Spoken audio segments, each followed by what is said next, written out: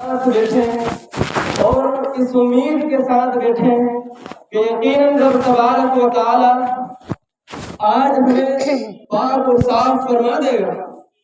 یقیناً ہمیں ہماری عبادت پر اتنا اعتماد نہیں ہے، ہم اتنے نیک اور اللہ کے برگزیدہ بندے تو نہیں ہیں کہ ہماری عبادتیں سبھی قبول ہو، لیکن اس غفار اور رحیم آقا سے امید تو یہی ہے کہ آج رب تبارک و تعالی اس رات کو لیلۃ الجائزہ کی رات قرار دیتا ہے اور اس رات کو انعام والی رات قرار دیتا ہے اور اس دن فرشتوں کو متعین کر دیتا ہے کہ میری امت کے لوگ آئیں گے، اس میں گنہگار بھی ہوں گے، اس میں خطا کار بھی ہوں گے، اس میں قصوروار بھی ہوں گے، اس میں کچھ نیک لوگ بھی ہوں گے، اور فرشتوں تم اعلان کرتے رہو، لوگوں سے کہتے رہو کہ لوگوں اللہ کی حمد اور اللہ کی کبریائی بیان کرتے ہوئے جاؤ، اللہ کی عیدگاہ کی طرف جاؤ،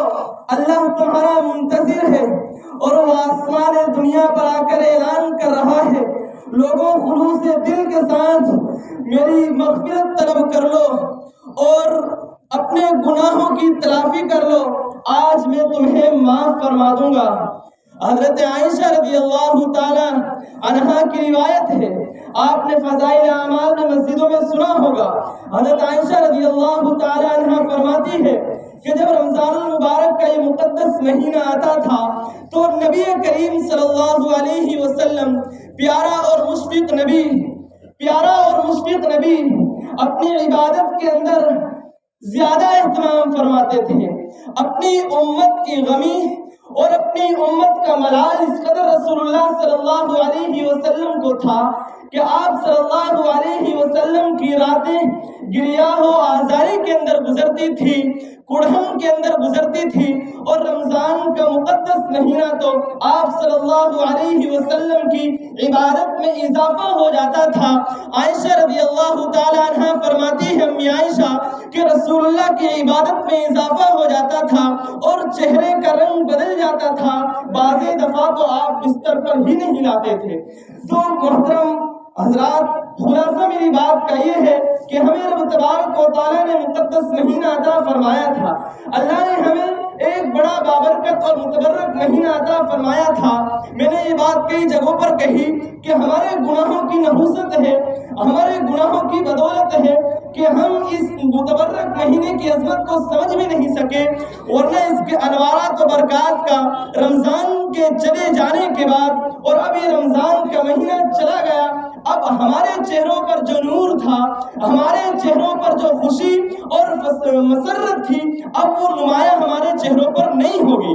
تو رمضان کا مہینہ جانا یہ رب تبارک و تعالیٰ کا مہمان بن کر آیا تھا، آیا تو اس لیے تھا کہ گنہگاروں کی بخشش کر دی جاتی، آیا تو اس لیے تھا کہ رب کے پہلے عشرے کے اندر رحمت کے متلاشی لوگوں کو رحمت میں ڈھانپ لیتا، آیا تو اس لیے تھا کہ دوسرے عشرے کے اندر مغفرت چاہنے والے بندوں کی مغفرت کر دی جاتی، آیا تو اس لیے تھا کہ جہنم میں خلاصی والے لوگوں کو آخری عشرے کے اندر جہنم سے خلاصی عطا فرما دی جاتی، لیکن ہماری بدعمالی کی وجہ سے، ہماری نحوست کی وجہ سے کہ سبھی ایک ہی کشتی کے سوار ہیں، رمضان کے مہینے کا جس طرح میں احترام کرنا چاہیے تھا ہم نہیں کر سکے۔ ہم اس بات کا اعتراف کرتے ہیں اور آج عیدگاہ کے اندر آئے ہیں اور اس بات کا اعتراف بھی کریں گے کہ رب کائنات تیری رحمت سے یہ امید لگائے ہوئے ہیں، آج ہم اس امید سے آئے ہوئے ہیں کہ آج تو ہماری بخشش فرما دے گا۔ ہمیں تو نے جو رمضان کا مہینہ عطا کیا، رمضان کے مہینے میں ہمیں ہماری حلال چیز تو نے ہم پر حرام کر دی تھی، ہمارے لیے بیوی حرام تھی تو نے حرام کا حلال تھی حرام کر دی تھی، ہمارے لیے کھانا پینا حلال تھا تو نے حرام کر دیا تھا۔ اب رب کائنات ہم نے تیری عبادت جس طرح تیری منشا کے مطابق تو ہم نہیں کر سکے، لیکن ہم نے اپنی استعداد کے مطابق روزے بھی رکھے، عبادت بھی کری، ہم نے اپنے استعداد کے مطابق تیرے سامنے گریہ و ازاری بھی کری، لیکن اب ہم آئے اس نیت سے ہیں، آئے اس مجمع کے لیے ہیں کہ تو نے فرمایا ہے کہ میں اس دن فرشتوں پر بھی فخر سے فرماتا ہوں کہ فرشتوں نے جب بنی آدم کو جب پیدا کیا گیا تھا کہ ذرا مجھے بٹھا دیا جائے.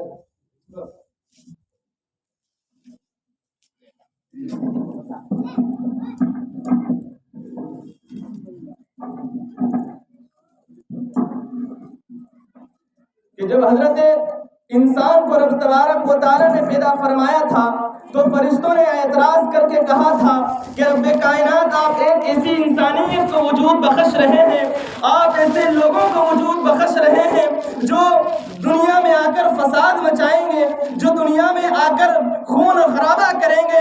تو رب تبارک و تعالیٰ آج کے دن ان پر فخر فرماتے ہوئے کہتے ہیں کہ بتاؤ فرشتوں، آج اس مزدور کی کیا مزدوری عطا کروں، آج اس مزدور کا کیا بدلہ ہے جو پورے رمضان میری عبادت میں گزارتا رہا. ارے انسان کو تو اشرف المخلوقات بنایا ہے اور کہا ہے فرشتوں سے کہ جب انسان، فرشتوں کے اندر تو شہوت کا مادہ ہے ہی نہیں، وہ گناہ کرنے چاہے تب بھی ان سے گناہ ہو ہی نہیں سکتا، اس لیے کہ نفسانی خواہشات تو انسان کے اندر ہے، نفسانی جذبات تو انسان کے اندر ہے، فرشتوں کے اندر کوئی جذبات نہیں ہے. ارے جب بندہ جب جوانی کے دہانے پر ہوتا ہے اور وہ اپنی جوانی کو رب تبارک و تعالیٰ کی اطاعت اور فرما برداری کے اندر گزارتا ہے، اس کی دی ہوئی نعمت کو اس کی شکر گزاری کے اندر گزارتا ہے، رب تبارک و تعالیٰ کی دی ہوئی جوانی کو اس کے سامنے اور اس کے سامنے سجدہ ریز ہو کر گزارتا ہے، تو فرشتوں سے رب تبارک و تعالیٰ یہ فرماتے ہیں کہ انسان کے پاس تو نفسانی خواہشات بھی تھی، اس کے پاس تو شہوات کا مادہ تھا، اس نے اپنے شہوات کو بچاتے ہوئے، اس نے اپنے جذبات کو کنٹرول کرتے ہوئے، اس نے اپنے رب کی اطاعت اور فرمانبرداری کرتے ہوئے، اس نے اپنے رب کو مانتے ہوئے، ایک اللہ کی عبادت کرتے ہوئے کہ فرشتوں تم تو زکوٰۃ نہیں دے سکتے ہو. اس کے پاس مال تھا، مال کس کو، مال کی حرص کس کو نہیں ہوتی ہے، لیکن جب زکوٰۃ کا مسئلہ آیا اس نے زکوٰۃ دی، جب اس سے فطرے کا مسئلہ آیا اس نے فطرہ دیا، اور اس نے اپنی عبادت کرتے ہوئے میرے سامنے اپنی جوانی کو لگائی، اپنی زندگی کو لگایا. تو فرشتوں بتلاؤ آج ایسے بندے کا کیا بدلہ ہے، بتلاؤ آج ایسے شخص کا کیا بدلہ ہے. تو فرشتے اپنا سر جھکاتے ہوئے عاجزانہ عرض کرتے ہیں او کریم اللہ، او کریم اللہ، اگر یہ مخلوق ایسی ہی ہے، اس کے اندر گنہگار بھی ہو، اس کے اندر خطا کار بھی ہو، اللہ تو سب کو معاف فرما دے، اللہ سب کو معاف فرما دے، اللہ سب کو معاف فرما دے. اور مجھے امید ہے آپ بھی امید رکھو اور اس پورے خلوص دل کے ساتھ بیٹھو اور اپنے دلوں کو صاف کر کے بیٹھو اور اطمینان کے ساتھ رب تبارک و تعالیٰ کی رحمانیت سے امید لگا کر بیٹھو کہ آج رب تبارک و تعالیٰ ہمیں معاف فرما دیں گے، آج رب تبارک و تعالیٰ ہمیں معاف فرما دیں گے جب ہم یہاں سے جائیں گے. ارے جب کسی مزدور صبح سے لے کے شام تک کام کرتا ہے، جب مزدوری کا وقت آتا ہے بڑا خوش ہوتا ہے اور بڑی فرحت اور مسرت ہوتی ہے، اور جب رب تبارک و تعالیٰ کہ یہاں بندہ اپنا اعمال کو پیش کرتا ہے اور اس اعمال کا بدلہ جب رب تبارک و تعالیٰ اس کو دیتا ہے تو کتنی فرحت اور مسرت کا موقع ہے. تو آج کا عید الفطر کا دن ہے. رسول اکرم صلی اللہ علیہ وسلم نے اپنی تعلیمات میں ہمیں بتلایا ہے، عید کے نبی کریم صلی اللہ علیہ وسلم نے دو طریقے اور دو ڈھنگ سکھلائے ہیں. نبی کریم صلی اللہ علیہ وسلم نے فرمایا کہ عید کے اندر تم دو چیزوں کو لازم پکڑو. میں بہت ذمہ داری کے ساتھ بات عرض کر رہا ہوں، آپ حضرات بات کو غور سے اور توجہ سے سنیں، اور جو لوگ ادھر کھڑے ہیں وہ یہاں عیدگاہ کے اندر تشریف لائیں. عیدگاہ کی احترامی اور دین کی احترامی ہمارے لیے ضروری ہے. کہیں ایسا نہ ہو کہ ہم نے پورے مہینے تو عبادت کے اندر گزارا ہے، پورا مہینہ رب تبارک و تعالیٰ کی فرمانبرداری میں گزارا ہے، اور اب ہم یہاں بدلہ لینے کے لیے آئے ہیں، یہاں اللہ کے سامنے آئے ہیں. آپ کو بہت سارے لوگ وہ ملیں گے جو قبرستانوں میں جا چکے ہیں، پہلے تھے عیدوں میں ہمارے درمیان تھے، اب نہیں ہیں، وہ جا کے سو چکے ہیں. تو ہمیں نبی کریم صلی اللہ علیہ وسلم نے دو ڈھنگ سکھلائے ہیں. آپ صلی اللہ علیہ وسلم نے فرمایا جب عید کا دن ہو تو مسلمانوں تم دو چیزوں کو لازم اور ضروری پکڑنا. ایک تو ہے کہ شفقت علی خلق اللہ ہے، اور ایک عظمت لامر اللہ ہے. عظمت لامر اللہ، تعظیم لامر اللہ کا مطلب کیا ہے؟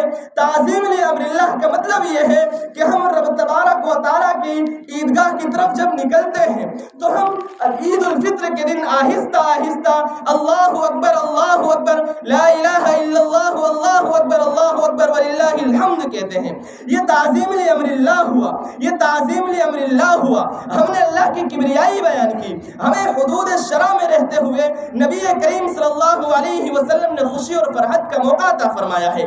عید کا دن خوشی اور فرحت کا موقع ہے، مسرت کا موقع ہے۔ اس عید کے دن ہم غیروں کی طرح اپنے آپ کو حدود شرع سے باہر نہیں نکالتے ہیں، ہمیں شریعت نے اجازت نہیں دی ہے تمہارے لیے عید کا دن ہے، خوشی کا دن ہے، تم حدود شرع کے اندر رہ کر شریعت کی پاسداری کرتے ہوئے تم رب تبارک و تعالیٰ کی عظمت اور کبریائی کو بیان کرو۔ تم عیدگاہ کے اندر آؤ تو سب سے پہلے تم 2 رکعت نماز عید الفطر کی ادا کرو۔ یہ مسلمانوں کے لیے خوشی اور مسرت کا موقع ہے۔ تمہیں خوشی اور مسرت کے موقع پر بھی شریعت نے اپاہج اور شریعت نے بے لگام نہیں چھوڑا ہے۔ آج ہم دیکھتے ہیں کہ دوسروں قوموں کے اندر تہوار ہوتا ہے، فسادات مچ جاتے ہیں اور اختلافات رونما ہوتا ہے۔ شریعت نے ہمیں بے راہ روی پر نہیں چھوڑا، نبی کریم صلی اللہ علیہ وسلم نے ہر گوشے اور ہر موڑ پر ہمیں یہ تعلیم دی ہے۔ تو ایک بات میں نے عرض کی تھی کہ ایک تعظیم لامر اللہ ہے، تعظیم لامر اللہ ہم نے بجا لائے، تعظیم لامر اللہ ہم نے اللہ اکبر لا الہ الا اللہ اکبر وللہ الحمد کہہ کر ہم نے تعظیم لامر اللہ کا یہ حق ادا کیا ہے، اور امید ہے ہمیں اللہ تبارک و تعالیٰ سے کہ ہمارا یہ تعظیم لامر اللہ رب تبارک و تعالیٰ قبول فرمائیں گے۔ دوسری بات فرمائی تھی کہ شفقت علی خلق اللہ، شفقت علی خلق اللہ کا مسئلہ میرے بھائیوں بہت ٹیڑھا مسئلہ ہے۔ دو چیزیں ہوتی ہیں، 2 حقوق ہوتے ہیں، ایک حقوق العباد ہے اور ایک حقوق اللہ ہے۔ یاد رکھیے، بڑی ذمہ داری سے کہہ رہا ہوں کہ حقوق العباد رات کی تنہائیوں میں اللہ کے سامنے گڑ گڑا کر اللہ معاف فرما دیتے ہیں، حقوق العباد معاف نہیں ہوتے ہیں۔ آپ کسی کا 1 دن کا لے لو ناجائز طریقے پر، قبر میں تمہیں فرشتے مار مار کر تو تمہیں زخمی کر دیں گے، قبروں میں تمہاری پسلیاں تو مل جائے گی، لیکن رب معاف نہیں کرے گا جب تک کہ وہ بندہ معاف نہ کر دے۔ تو تعظیم لامر اللہ کے بعد شفقت علی خلق اللہ کا مسئلہ ہے، ہمیں اس پر غور کرنا چاہیے۔ نبی کریم صلی اللہ علیہ وسلم نے ہمیں اس موقع پر بھی، اس محل پر بھی، اس موضع پر بھی ہمیں بے بنیاد اور بے راہ نہیں چھوڑا۔ نبی کریم نے فرمایا کہ ذرا دیکھنا، تم نے بلند کپڑے، تم نے اچھا کپڑا اب زیر تن کیا ہو، تمہارے سروں پر بہترین ٹوپی ہو، تم نے اچھا عمدہ لباس پہنا ہو، اور کہیں ایسا نہ ہو کہ تمہارے پڑوس گھر میں غریب یتیم بچہ وہ بلک رہا ہو، اور وہ اپنی بدعماری اور وہ اپنی مفلسی کی وجہ سے اور وہ اپنی کمزوری کی وجہ سے، وہ اپنی یتیمانہ زندگی کی وجہ سے، مفلسی کی غربت کی وجہ سے وہ عیدگاہ کی طرف جھجک کر آ رہا ہو۔ تو مسلمانوں دیکھنا، تمہاری عیدگاہ جانے پر کہیں پھٹکان نہ پڑ جائے۔ تمہیں شفقت علی خلق اللہ اور شفقت علی خلق اللہ کو لازم پکڑنا ہے کہ تم عیدگاہ کی طرف نکل رہے ہو، پڑوس کی طرف دیکھو، یتیم بچے کی طرف دیکھو، غریب اور مسکین کی طرف دیکھو۔ اللہ کے نبی نے فرمایا کہ صاحب استطاعت، صاحب نصاب کا مسئلہ یہ نہیں ہے، صاحب نصاب کا مسئلہ علماء سے رجوع کرے زکوٰۃ میں ہے۔ صاحب استطاعت شخص کو چاہیے کہ وہ عید الفطر ادا دے۔ کیوں بھائی؟ کہ بڑا مسئلہ ہے، بڑا سنگین مسئلہ تھا۔ رمضان المبارک کے مقدس مہینے کی احترامی ہم نے کما حقہ نہیں کی، روزہ جس طرح رکھنا چاہیے نہیں رکھ سکے، عبادت جس طرح کرنا چاہیے نہیں کر سکے۔ اب نبی کریم صلی اللہ علیہ وسلم نے راہ نکلوا دی، رب تبارک و تعالیٰ نے آسان راہ اور سبیل نکالی۔ کیا سبیل نکالی؟ کہ تم جب عیدگاہ کی طرف جاؤ تو صدقۃ الفطر ادا کر دو، تم صدقۃ الفطر ادا کر دو، تمہاری لغزی سے لغو سہو رمضان کے اندر جو ہوئی رب تبارک و تعالیٰ اس کو معاف فرما دیں گے۔ اس لیے کہ بنی آدم خطاؤن، گنہگار سب ہیں، آپ بھی گنہگار ہیں، میں بھی گنہگار ہوں۔ تو عید کے دن 2 چیزیں لازم پکڑیں جب بھی عید کا موقع ہے کہ ہمیں تعظیم لامر اللہ بھی کرنا ہے۔ کیا مطلب تعظیم لامر اللہ کا؟ کہ حدود شرع کے اندر رہ کر رب تبارک و تعالیٰ کی اطاعت اور فرما برداری کرتے ہوئے اس کی کبریائی اور اس کی عظمت کو بیان کرتے ہوئے عیدگاہ کی طرف نکل جاؤ، اور اللہ تبارک و تعالیٰ سے امید وابستہ کیے ہوئے جاؤ کہ رب تبارک و تعالیٰ ہمیں معاف فرما دے گا۔ اور یقیناً رب تبارک و تعالیٰ اتنے غفور الرحیم ہے۔ آپ نے فضائل اعمال میں پڑھا ہوگا، تعلیم میں سنا ہوگا کہ حضرت شیخ زکریا علیہ الرحمہ لکھتے ہیں کہ رب تبارک و تعالیٰ جب آخری اشرا ہوتا ہے تو جہنم سے جہنمیوں کو خلاصی عطا فرماتے ہیں اور ان کو جنت کی سبیل اور ان کو جنت میں اعلیٰ مقام عطا فرما دیتے ہیں۔ تو ہمیں اس بات کی امید اور ہمیں اس بات کی بالکل پختہ یقین اور زعم ہونا چاہیے کہ آج رب تبارک و تعالیٰ نے ہمیں اتنے بڑے مجمع کو یہاں جمع اس لیے فرمایا ہے کہ آج اللہ تعالیٰ تمہارے گناہوں کو معاف فرما کر تمہیں ایسے گھر سے بھیجے گا گویا تم نے گناہ کیے ہی نہیں۔ تو شفقت لخلق اللہ، کیا مطلب ہے شفقت لخلق اللہ کا؟ کہ تم یتیموں، غریبوں، بیواؤں، مسکینوں کا بھی ساتھ دو، ان کے ساتھ ہمدردی، ان کے ساتھ میانہ روی اختیار کرتے جاؤ۔ تم نے عمدہ لباس پہنا ہے، حضرت شیخ عبد القادر جیلانی رحمۃ اللہ علیہ لکھتے ہیں، عجیب بات لکھی ہے کہ اس عید کا کوئی فائدہ نہیں، اس عید اور زیب تن اچھا لباس پہننا، عمدہ خوشبو لگا کر امامے پہن کر آنا عیدگاہ میں کوئی فائدہ مند اور کوئی سود مند نہیں ہے، اس بنا پر کہ جب تمہاری رب تبارک و تعالیٰ نے مغفرت نہ کی ہو۔ واقعتاً کتنی بڑی بات کہی ہے کہ ہم عیدگاہ کے اندر آئے ہیں اور رب اگر ہماری مغفرت نہ کرے، اللہ ہماری مغفرت نہ کرے، اللہ ہمیں آج گناہوں سے پاک صاف نہ کرے اور ہم جس طرح آئے تھے اسی طرح واپس چلے جائیں، کوئی فائدہ ہوگا؟ کوئی فائدہ نہیں ہوگا۔ اس عیدگاہ میں آنے کا کوئی فائدہ نہیں کہ ہم عیدگاہ کے اندر آئیں اور اپنے روٹھے ہوئے رب کو منا کر ہم اپنے ملک کی امن و امان کو رب کا حالہ رب کو سنا کر جائیں کہ رب تبارک و تعالیٰ یقیناً ہمارے گناہوں کی نحوست ہے، یقیناً ہمارے بدعمالیوں کی نحوست ہے، ہمارے کرتوت اور ہمارے ان برے اعمالوں اور بد نصیبوں کا یہ بدلہ ہے کہ آج ملک کے امان اور ملک کی فضا بالکل خراب اور فضا مقدر ہو چکی ہے۔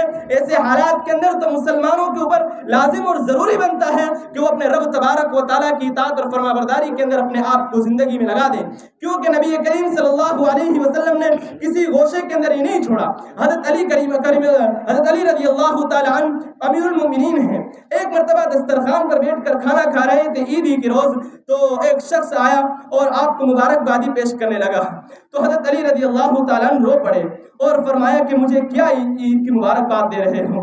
ارے جب رب تبارک و تعالیٰ معاف نہ کرے تو پھر اس عید کا کیا کہنا؟ ارے حضرت علی نے فرمایا آج میں سوکھے ٹکڑے کھا رہا ہوں، آپ مجھے سوکھے ٹکڑے ہوئے کھاتے دیکھ رہے ہو۔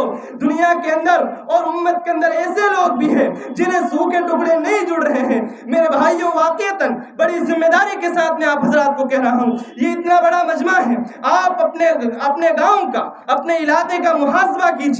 آپ کو غریب، یتیم، مفلس لوگ مل جائیں گے۔ آپ کو اگر دنیا میں جنت کمانی ہو، اگر آپ کو دنیا کے اندر رہتے ہوئے اپنے رب تبارک و تعالیٰ کو راضی کر کے اپنے آپ کو جنت کا مستحق بنانا ہو، اپنے آپ کو رب تبارک و تعالیٰ کی عبادت میں لگانا ہو، یاد رکھو، ذمہ داری سے باتیں عرض کر رہا ہوں، ایک درد بھرے لہجے کے اندر آپ سے بات کر رہا ہوں، اور میں آپ لوگوں کو دیکھ رہا ہوں کہ ہمارے حالات اس قدر ہیں کہ اگر ہم نے اپنے آپ کو نہیں سنبھالا، اپنی ذمہ داری کو نہیں سنبھالا، اپنی قوم کے نوجوانوں کو نہیں سنبھالا، آج یہ عید کا دن ہے، عید کا متبرک دن ہے، بابرکت دن ہے۔ ذمہ داری تو یہ ہے کہ میں آپ سے عید کے حوالے سے بات کروں، میں دونوں پہلو کو سامنے رکھوں گا، میں دونوں باتیں آپ کو سمجھاؤں گا، لیکن جتنی ضرورت ایک عالم کی ہوتی ہے، جتنی ضرورت اپنے قوم کے ذمہ دار کی ہوتی ہے، اتنی میں وہ اپنے آپ کو کوشش کروں گا کہ آپ حضرات کو میں اتنے کم وقت کے اندر اتنی باتیں بتلاؤں کہ میں اپنی ذمہ داری سے سبکدوش ہو کر رب کے سامنے تو یہ کہہ سکوں کہ رب تیرے نوجوان بندے جو زندگی میں اپنی عبادت کرنا چاہتے تھے، جو زندگی کے اندر تیرے سامنے سجدہ ریز ہونے چاہتے تھے، اور اللہ کریم، اللہ ہم نے تو بتلایا ہے، اللہ کی قسم کھا کے بتا رہا ہوں، عید کا دن ہے، میں نے کئی مسجدوں کو ایسا دیکھا ہے، میں نے کئی لوگوں کو ایسا دیکھا ہے، اور جو عید کی تکبیر تک نہیں جانتے ہیں، جنہیں نماز تک کا پتہ نہیں ہے، حالات اتنے بگڑ چکے ہیں، ایمان اتنا کمزور ہو چکا ہے، ایمان اتنا کمزور ہو چکا ہے کہ کوئی ذرا ڈنڈا لے کر کھڑا ہو جائے اور تمہیں کفر سے ہٹانا چاہے، ہٹا دیا جائے، تمہیں الگ کر دیا جائے۔ آج کا دن ہے، اس سے پہلے رمضان گزر چکا، ندامت اس پر اختیار کرو کہ اللہ جس طرح تو نے رمضان کا مقدس مہینہ دیا، ہماری بدعمالیوں کی وجہ سے ہم اس کا احترام نہیں کر سکے، آج ہم تجھ سے معافی مانگتے ہیں تو ہماری بد احترامی کو تو معاف فرما دے. تو نے ہی کہا کہ تم جتنی مرتبہ گناہ کرو زمین کو بھر دو سمندروں کے بھاگ کے برابر اگر تمہارے گناہ ہوں گے میں تمہارے گناہوں کو معاف فرما دوں گا. اور میں رب تبارک و تعالیٰ سے یہ التجا کرتا ہوں اللہ اتنا بڑا مجمع بیٹھا ہے تیری حضور میں آیا اس لیے ہے کہ آج تم کو معاف فرما دے گا. اور یہاں سفید ریش والے لوگ بھی بیٹھے ہیں, یہاں بزرگ بھی بیٹھے ہیں, یہاں جوان بھی بیٹھے ہیں, یہاں بچے بھی بیٹھے ہیں, یہاں کچھ لوگ وہ ہوں گے جن کی کبھی نمازیں بھی فوت نہیں ہوگی. میں اللہ آپ کو ان لوگوں کا واسطہ دیتا ہوں اور میں آپ لوگوں سے بھی التجا کرتا ہوں کہ دعا کرو ایسے موقع پر. اجتماعیت کی دعا قبول ہونے کی دلیل میرے رسول سے ملی ہے. اجتماعیت کی اور نوجوانوں کی سجدہ ریزی اور رب تبارک و تعالیٰ کی حضوری میں عبادت کا قبول ہونا ہمیں قرآن و حدیث سے ملا ہے. قرآن و حدیث ہمیں بتلاتا ہے ایسے موقع پر ہمارے لیے ضروری ہے کہ ہم اپنی ذمہ داری کو سمجھے رب تبارک و تعالیٰ کی عبادت میں زندگی گزارے. ایک مہینے تمہارے چہروں پر نور تھا, ایک مہینے تمہارے چہروں پر خوشحالی تھی. اب دیکھنا لوگوں کے چہرے, اب دیکھنا مسجدیں خالی ہو جائے گی. کیا میرے بھائیوں ایک مہینہ ہی اللہ نے روزے فرض کیے تھے, ایک مہینہ ہی نماز فرض کی تھی. حضرت نبی کریم صلی اللہ علیہ وسلم کا ارشاد ہے آپ نے فرمایا کہ اگر کوئی شخص شوال کے 6 روزے رکھے گویا اس نے پورے سال روزے رکھے. تو میرے بھائیوں نبی کریم صلی اللہ علیہ وسلم نے اپنی امت کو یتیم نہیں چھوڑا تھا. جب آپ کی وفات کا وقت قریب تھا, آپ مرگ الموت میں تھے, نزا کا عالم ہے, آپ کو کھڑا کیا گیا اور کھڑا کر دینے کے بعد آپ صلی اللہ علیہ وسلم اپنی امت کو کہہ رہے ہیں موت ہے. ارے اگر کوئی مرتا ہے تو وصیت کر کے جاتا ہے کہ بیٹا یہ کرنا, بیٹا یہ کرنا, میں مر جاؤں تو یہ کرنا. حبیب کو دیکھو, امت کے محسن سب سے بڑے محسن اعظم کو دیکھو جو تمہارے اور میرے لیے گڑا ہے, جو تمہارے اور میرے لیے رویا ہے. وہ کہہ رہا ہے نزا کا وقت ہے, پریشانی کا عالم ہے, سر میں درد ہے, موت سامنے ہے اور کہہ رہا ہے اللہ میرے جانے کے بعد میری امت کا کیا ہوگا, اللہ میرے جانے کے بعد میری امت کا کیا ہوگا. اللہ تو یتیم چھوڑ دے گا, اور اللہ تو یتیم چھوڑ دے گا. اگر ایسا ہی ہے اور اللہ یتیم نہ چھوڑنا, یہاں بہت لوگ وہ بھی ہوں گے جو نادان ہیں جن کے پاس تو دین بھی نہیں پہنچا ہوگا, اپنی امت کو کہتے جا رہے ہیں او مسلمانوں روزہ رکھا ہے, اتراؤ نہ عبادتوں پر, اتراؤ نہ اپنے اعمالوں پر. اللہ کی قسم شفیق نبی کے امتی ہیں, شفیق محبوب ہے نبی ہمارا, ہمارا نبی بہت شفیق ہے. نہیں جائے گا جنت میں, نہیں جائے گا جنت میں جب تک تمہیں جنت میں نہ لے جائے گا. کیا اس کا یہی بدلہ ہے کہ تم نالیوں میں اس کی داڑھی کو بہا دو؟ کیا اس کا یہی صلہ ہے جو نبی تمہارے بغیر جنت میں نہیں جائے گا؟ مسلمانوں چیخیں نکل جانے کا وقت ہے, وہ نبی تمہیں چھوڑ کر نہیں جائے گا جب تک کہ ایک ایک امتی کا حساب نہ ہو جائے. کیا اس نبی کا بدلہ یہی ہے کہ ہم سنتوں کو تار تار کر دیں, ہم مسجدوں کو ویران کر دیں, ہم اللہ کی نافرمانی میں لگ جائیں, ہم اللہ کی معصیت میں لگ جائیں؟ اللہ کی قسم بڑا مہنگا سودا ہے, اس کا بھگتان ہم نہیں بھر سکیں گے. بلال حبشی کو اس کا ہم بھگتان نہیں دے سکیں گے. گریبان پکڑ کے اگر میری کہہ دی کیا امت کو تو نے سبق دیا اور تم سے کہہ دیا تم نے کیا لیا, بتلاؤ کیا منہ دکھلائیں گے؟ اس لیے آج توبہ کا دن ہے, آج اللہ سے مانگنے کا دن ہے, آج اللہ سے معافی مانگنے کا دن ہے, گریہ زاری کا دن ہے. مانگو اس موقع پر, مانگو اس موقع پر. اور ایک پیغام عرض کر دوں کہ اپنے نوجوان بچوں کی لگام کو سنبھالو, ان کی ڈور کو سنبھالو. یہ تمہارے بچے تمہارے مستقبل کے بہترین روشن چراغ ہیں. اگر تم نے ان کو ضائع کر دیا, اگر تم نے ان کو ختم کر دیا, اگر تم نے ان کو برباد کر دیا, اللہ کی قسم تمہاری قبروں کو نہیں پہچانیں گے. جاؤ قبروں پر, اپنے دادا کی قبر کوئی مجھے بتا دے یقیناً اور تعین کے ساتھ کہ میرے دادا کی قبر ہے. ہم نہیں بتا سکتے ہیں. 4 مہینے کے بعد دفن کرنے کے بعد ساری قبریں یکساں نظر آتی ہے. کیا ہے اس زندگی کا؟ آج اگر آپ کی زندگی 40 سال ہے, میں یہی کہوں گا کہ آپ 10-15 سال بہترین زندگی گزار سکتے ہیں. پھر آپ کو بستر پر لیٹنا ہے. میں اگر 20 سال عمر ہے میری, اگر میں کہوں تو میں یوں ہی کہہ سکتا ہوں کہ 20 سال سے ہی زندگی گزار سکتا ہوں. میرے چہروں پر سفید بال آ جائیں گے اور پھر میں خود بستر پر آ جاؤں گا. میرا کیا عالم ہوگا, اور پھر اس جوانی اور اس سجدے کا کیا فائدہ کہ جب تمہاری پیشانی سجدے میں نہیں جھک سکتی ہو. اس رکوع کا کیا فائدہ؟ ابھی رکوع کرو, ابھی سجدہ کرو, اور یہی سجدہ اور یہی جوانی کا سجدہ تمہیں کام دے گا. بہت سارے لوگ وہ ہیں جو اب سجدہ کرنا چاہتے ہیں, اب زمین پر سر رگڑنا چاہتے ہیں, نہیں رگڑ سکتے ہیں. لوگ کہتے ہیں اے غلام تھا. ایک غلام اپنے آقا کے ساتھ گیا اور وہ کہہ رہا ہے آقا کو کہ آقا مجھے کچھ وقت کے لیے نماز پڑھنے کے لیے مسجد کے اندر جانے دو. آقا نے کہا ٹھیک ہے آپ مسجد کے اندر جائیں, اگر بھائی چندہ کرنا ہو تو آپ مجھے اشارہ کر دیں. تھوڑا سا واقعہ مختصر بتاتا ہوں, میں بات ختم کروں, اطمینان رکھیں. تو وہ کہا کہ مجھے اجازت دیجیے آپ اور میں نماز پڑھنے کے لیے جاتا ہوں مسجد کے اندر. مسجد کے اندر نماز پڑھنے کے لیے گئے. آقا آواز دے رہا ہے, نمازی سب نکل گئے ہیں, یہ نہیں نکل رہا ہے. آقا پریشان ہے, بار بار آواز دے رہا بھائی باہر نکل کام کرنا ہے. کہا مجھے کوئی آنے نہیں دیتا, مجھے کوئی آنے نہیں دیتا. جب 2-3 مرتبہ یہ بات کہی تو غصہ ہو گئے اور فرمایا کہ کون ہے جو تمہیں نہیں آنے دیتا ہے, باہر نکل تو میرا نوکر ہے. تو کہا کہ آقا او آقا جو تجھے مسجد میں نہیں آنے دے رہا ہے وہ مجھے مسجد سے باہر نہیں آنے دے رہا ہے. اللہ اکبر. آج ہم کہتے ہیں خوشی سے ارے میں نے تو ظہر کی نماز نہیں پڑھی, نکل گیا وقت. او بد نصیب, اللہ کی قسم یہ کہ اللہ نے مجھے توفیق ہی نہیں دی, اللہ نے مجھے مسجد میں بلایا ہی نہیں. کیا اعمال کیے, کیا کالے گناہ کر دیے, کیا واللہ علیم بذات الصدور, جو تمہارے دلوں کو بہدوں کو جاننے والا ہے. یا ایھا الانسان ما غرک بربک الکریم, تمہاری کوئی حیثیت نہیں ہے. خلق الانسان من ماء دافق یخرج من بین الصلب والترائب انه علی رجعه لقادر. ارے تم تو منی کے نطفے سے پیدا کیے گئے ہو, تمہاری کوئی حیثیت نہیں تھی. جب تم کسی کے کپڑے پر لگ جاتے تھے, باپ کپڑے کو دھوئے بغیر رہتا نہیں تھا.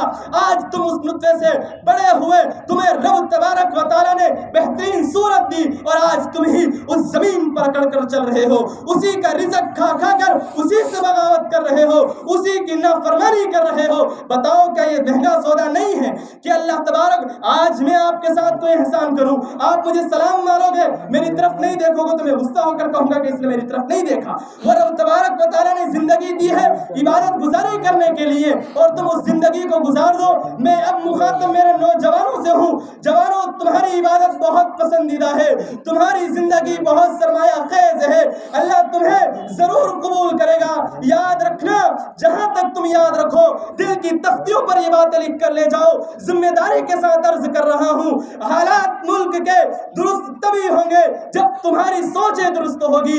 حالات اسی وقت صحیح ہوں گے, حالات اسی وقت بدل سکیں گے جب تک تم اپنی سوچوں کو تبدیل کرو گے, اپنے آپ کو رب تبارک و تعالیٰ کا برگزیدہ بندہ بناؤ گے. تمہاری عبادتیں صحیح نہیں ہیں, تمہاری جوانی کا رخ صحیح نہیں ہے. اور میں یہاں بیٹھے سفید ریس والے بزرگوں سے عاجزانہ اپیل کروں گا, اپنے بچوں کو صحیح تربیت دو, اتنا بناؤ. بہت ساری خبریں بنی ہیں روڈ پر, لوگ چلے جاتے ہیں, گاڑی والے ہرن مار کے چلے جاتے ہیں, کوئی فاتحہ پڑھ کر بخشنے والا نہیں ہوتا ہے. اتنا کر کے جاؤ, اتنا کر کے جاؤ, کچھ سکھا کر جاؤ, کچھ سمجھا کر جاؤ, کچھ دے دو, کچھ دے دو گے. حضرت علی ایک قبر کے پاس گئے اور قبر والوں کو چلا کر کہہ رہے ہیں, قبر والوں بتلاؤ کیا حال ہے. قبر سے آواز آئی, آواز تو کیا تھی, کرامتن کہہ لیجئے. کہا کہ پہلے آپ اپنے حالات سناؤ. حضرت علی نے کہا تمہاری بیویاں بیوہ ہو گئی, انہوں نے دوسرے نکاح کر لیے, تمہارے بچہ یتیم ہو گئے, اب بڑے ہو گئے, تمہارے گھروں پر دوسروں نے قبضہ کر لیا, تمہارے مال دوسروں کے قبضے میں آ گیا. تو حضرت علی نے کہا کہ یہ ہمارے حالات ہیں, اب قبر کے تم بھی حالات سناؤ. تو ایک قبر سے آواز آئی کہ علی کیا پوچھتے ہو, ہم نے جو کچھ برا کیا اس کا بدلہ ہم کو مل رہا ہے, ہم جو کچھ کر کے آئے سب مل رہا ہے. مال غلط جگہ لگایا ہے تو گلے میں لٹکا دیا گیا ہے, اور کہا کہ ہم نے جو کچھ اچھا کیا, جو کچھ بہترین عمل کیا, نیک عمل کیا, اللہ تبارک و تعالیٰ نے آج ہمیں اسی کے اندر مبعوث اور مرحوم کر دیا ہے. تو میرے بھائیوں, عید کا دن ہے, مقدس دن ہے, اللہ کے رسول کی سنت ہے, اور سنت یہ کہ ایک رستے سے آتے تھے دوسرے رستے سے جاتے تھے. علماء نے اس کی وجہ لکھی ہے کہ بھائی اس میں یہ بھی ہو سکتا ہے کہ شفقت لخلق اللہ, یعنی جو میں نے ابتداء بتایا شفقت لخلق اللہ, یعنی کہ لوگوں کے ساتھ ہمدردی, لوگوں کے ساتھ مساوات, لوگوں کے ساتھ ملنا جلنا, لوگوں کے ساتھ محبت کرنا, آپس میں اختلافات کو ختم کر دینا, محبت کا درس دینا. ایمان نام ہے, اسلام نام ہے محبت کا درس دینے کا, محبت کا پیغام دینے کا. آج عید کا دن ہے, اپنوں کے ساتھ بھی خوش روی سے ملے, غیروں کے ساتھ بھی خوش روی سے ملے. ایمان کا تقاضا یہ ہے کہ تمہارا ایمان سلامت ہے, اللہ نے تمہیں ایسے حالات کے اندر ایمان پر جمنے کی توفیق عطا فرمائی ہے. آپ اس بات پر اور اللہ سے مانگے, آج کے دن جتنا رو سکو رو لو, اور کہو اللہ حالات تو ایسے ہیں کہ آگے معلوم نہیں ہمارا ایمان سلامت رہے گا یا نہیں رہے گا, ہم کفر کے دہانے پر ہیں. جب بھی آپ ہمیں موت دو تو ایمان پر موت دینا, دینا, جب بھی آپ ہمیں بلاؤ اپنے پاس تو ایمان کی حالت میں بلانا, اور یہ دعا کرنا سے اللہ بری موت سے ہماری حفاظت فرمانا, حادثات والی موت سے حفاظت فرمانا. زندگی کا کوئی کہہ نہیں سکتے ہیں, آج عبادت کا دن ہے, خوب اللہ کے سامنے مانگو, خوب رو, جتنا رو گے اتنا ملے گا. زندگی سے کبھی مایوس نہ ہونا. لا تقنطوا من رحمت اللہ, لا تقنطوا من رحمت اللہ, اللہ کی رحمت سے کبھی مایوس نہیں ہونا. نہیں روزے رکھ سکے, اللہ کے سامنے کہو اللہ تو نے توفیق نہیں دی, تیرا گنہگار بندہ ہوں, اب آئندہ توفیق دے دینا, لیکن آج تو معاف فرما دے. موسیٰ کی طرف وحی ہوئی, مولانا رومی نے ایک قصہ لکھا ہے, فرماتے ہیں کہ موسیٰ کی طرف وحی ہوئی, کہا موسیٰ میرے بندوں سے کہہ دو کہ میں تم سے ماں کی طرح محبت کرتا ہوں, تم میرے ساتھ ماں کی طرح پیش آؤ. تو موسیٰ نے کہا اللہ وہ کیسے, ذرا سمجھاؤ تو صحیح. تو اللہ تبارک و تعالیٰ نے کہا کہ جب ماں چھوٹے بچے کو مارتی ہے نا تو بچہ بھاگ کر دوسری جگہ نہیں آتا ہے, وہ ماں کی طرف ہی لپکتا ہے. وہ جانتا ہے کہ میں ماں ہی سب کچھ ہے, میں جاؤں گا کہاں, میری ہی ماں ہے, دنیا بھی ماں ہے, سب کچھ میرا ماں ہے. تو اللہ کہتا ہے کہ گناہ ہو جائے مجھ سے معافی مانگو, سمندر کے برابر گناہ ہو, تم جتنا گناہ کرو میں تمہیں معاف کر دوں گا. لا تقنطوا من رحمت اللہ, کبھی میری رحمت سے نا امید مت ہونا, مایوس مت ہونا. اتنا بڑا مجمع ہے, کوئی تو ایک بندہ ہوگا جس کے آمین پر اللہ سب کو معاف فرما دے. میں اللہ تبارک و تعالیٰ سے دعا گو ہوں کہ اللہ تبارک و تعالیٰ ہم سب کو آج معاف فرما دے, ملک میں امن و امان کی فضا قائم فرما دے. جو باتیں میں نے کہی انشاءاللہ حسن نظر رکھتا ہوں, اللہ آپ سب کو اور مجھے بھی عمل کی توفیق و سعادت عطا فرما دے. ندامت کے اشکوں سے بدل جاتی ہے تقدیریں, اندھیری شب کے آنسو خدا سے بات کرتے ہیں. اللہ تبارک و تعالیٰ ہم سب کی عبادتوں کو قبول فرمائے. وآخر دعوانا الحمدللہ رب العالمین. جزاک اللہ.